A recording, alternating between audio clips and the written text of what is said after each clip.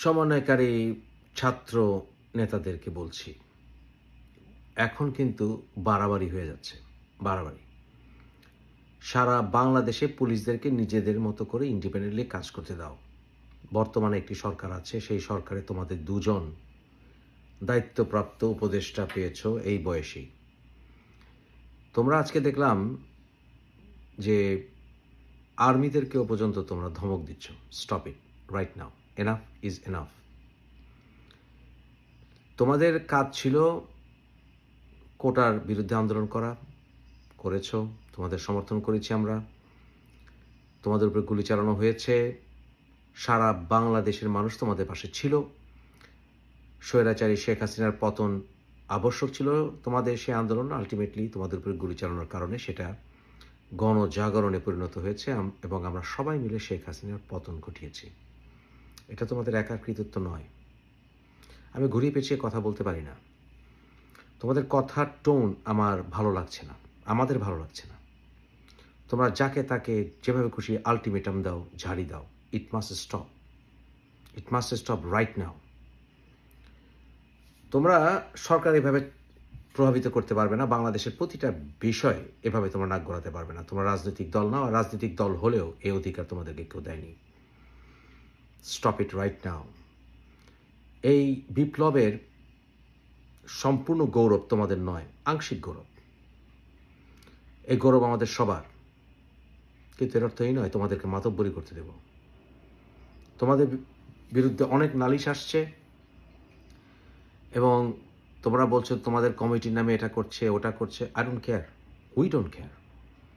তোমাদের এই বৈষম্য বিরোধী যে সমন্বয় কমিটি করেছো এটা ভেঙে দিতে হবে, ভেঙে দিতে হবে। এবং আমি এই সমন্বয় কমিটিতে যারা যারা আছো সারা বাংলাদেশে আমি বলবো, এখান থেকে তোমরা রিজাইন দেওয়া শুরু করো ইমিডিয়েটলি। তোমরা অনেক কিছু জানো না। আমি মুফাসিল ইসলাম ব্লাফ দেই না কখনো, আমি ব্লাফ দেই না। সারা বাংলাদেশের মানুষ জানে আমি ব্লাফ দেই না। আমি অনেক কিছু জানি, বিশেষ করে যারা এই আন্দোলনের একেবারে কেন্দ্রবিন্দুতে আছো। আমি তোমাদের সম্পর্কে অনেক কিছু জানি, তোমরা ভাবতেও পারবে না। বিশেষ করে সমন্বয়কারী কমিটিতে যারা আছো অনেকেই অনেকের ব্যাকগ্রাউন্ড জানো না।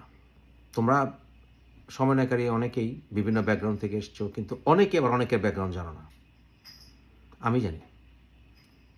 এবং কারা এর পেছনে কাজ করেছে, কেন এত সিজনড পলিটিক্যাল লেকচার দেয়, ঢাকা ইউনিভার্সিটির কোন ডিপার্টমেন্টে কী ট্রেনিং হয়েছে, স্কুল লাইফ থেকে কী ট্রেনিং হয়েছে, সব আমি জানি। আমি ব্লাফ দিই না। আমি তোমাদেরকে বরঞ্চ 72 আওয়ার্স আলটিমেটাম দিচ্ছি। যদি তোমরা তোমাদের এই সকল কাজ স্টপ না করো, আমি তোমাদেরকে কারা পিছনে কাজ করিয়েছে আমি সব ফাঁস করে দেব। Enough is enough. আমার কাছে আমি কিন্তু ব্লাফ দিই না। আমি জানি কোন গোষ্ঠী, কোন রাজনৈতিক গোষ্ঠী না কি গোষ্ঠী না কে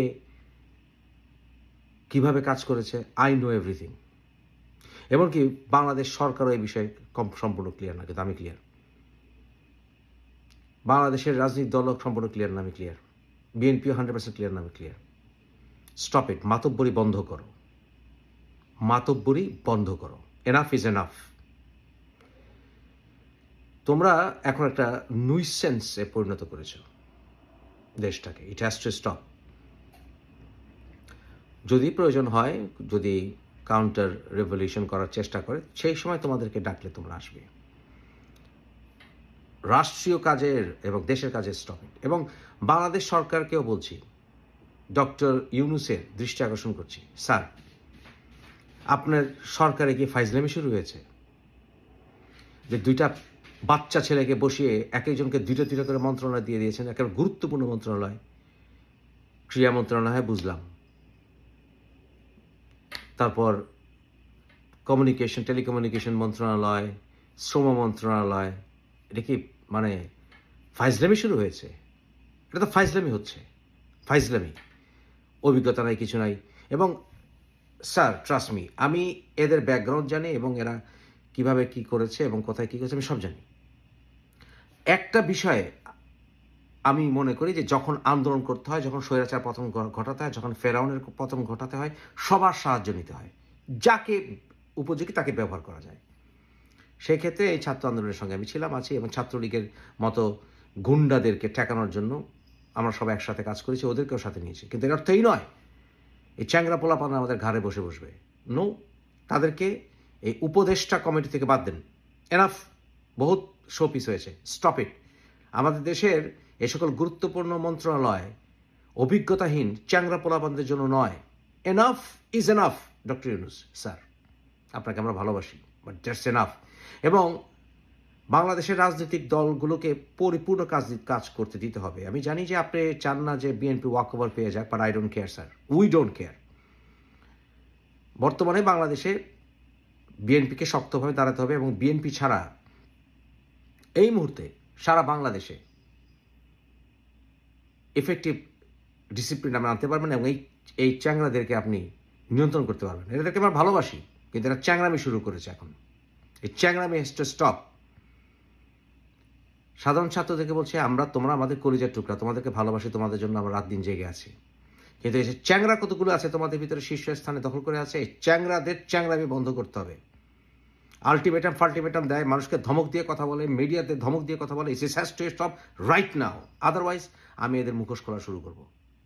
আমি এমন কিছু জানি ওরা ভাবতেও পারবে না আমি কি জানি, কোথায় ট্রেনিং পেয়েছে, কি করেছে, কার দ্বারা নিয়ন্ত্রিত হচ্ছে, কি হচ্ছে, সব জানি। এবং সেটা যদি জাতির কাছে আমি প্রকাশ করি, এটা রেজাল্ট ভালো হবে না, মানে লজ্জিত হতে হবে। সুতরাং আমি বলবো বরঞ্চ সাধারণ ছাত্রদেরকে, তোমরা আমাদের কলিজার টুকরা, এই সমস্ত কমিটি থেকে তোমরা রিজাইন করো রাইট নাও। 72 আওয়ার্স দিলাম। ওরা কি আলটিমেটাম দিবে? আমি দিলাম 72 আওয়ার্স।